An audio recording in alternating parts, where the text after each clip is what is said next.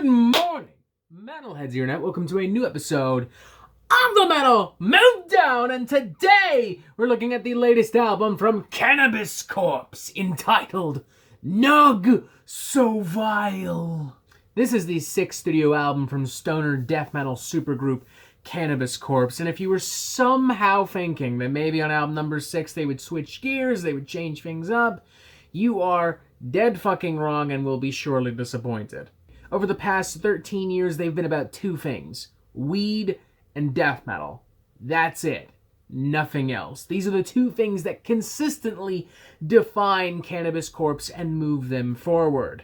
Now, as far as I know, no one has complained. I certainly haven't, because the death metal side of things has been genuinely super enjoying. To the band's credit, they've actually been pretty diverse, pulling influences from Florida death metal, pulling influences from Swedish death metal, pulling influences from Blackened death metal, pulling influences from tech death. Performed with the utmost enthusiasm and energy from brother duo Josh and Phil Hall, the latter of whom you may recognize from Municipal and Iron Regan. The guitarist position has been admittedly somewhat of a rotating position, but it's been filled by some pretty talented people. Take for instance the Black Dahlia Murder's Brandon Ellis, Guar's Brent Purgason, and is currently being filled by Ray Suhi from 6 Feet Under. On top of all that, as corny and inherently gimmicky as it is, the weed aesthetic has actually done the band some favors. I mean, the inherently tongue-in-cheek aspect that the band consistently brings to their music is actually kind of refreshing compared to the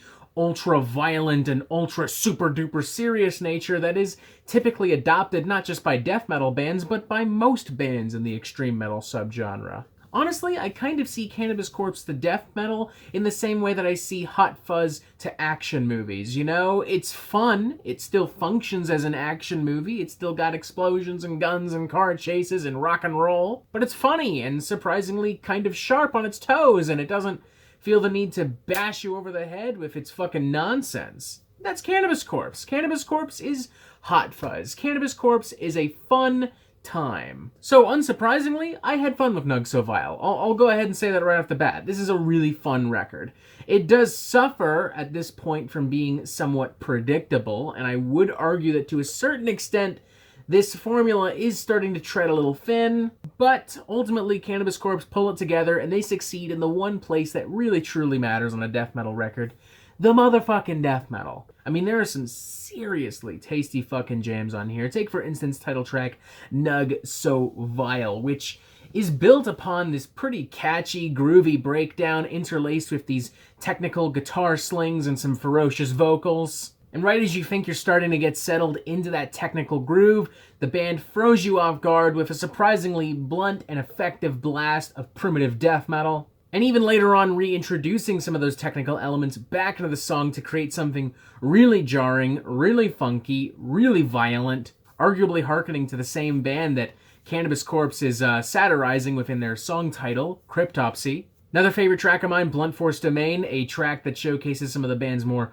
melodic sensibilities and songwriting skills via an onslaught of epic, doomy, Swedish-style death metal guitar slings in the vein of a band like, I'd say, the Black Dahlia Murder, paving the way for an absolute battering ram of vicious American death metal. A couple tracks near the end as well, I noticed, go into some even more extreme musical territory, those tracks being The Cone is Red, Long Live the Cone, and, if I'm reading this correctly, From Enslavement to Hydrobliteration? I've got no fucking clue. Here's what I do know. Both of these songs are inspired by two classic Napalm Death cuts, and hearkening to Napalm Death, the band brings in some pure grind and fury to amp up these songs and give it a little bit of extra juice to finish off the album on a punishing note.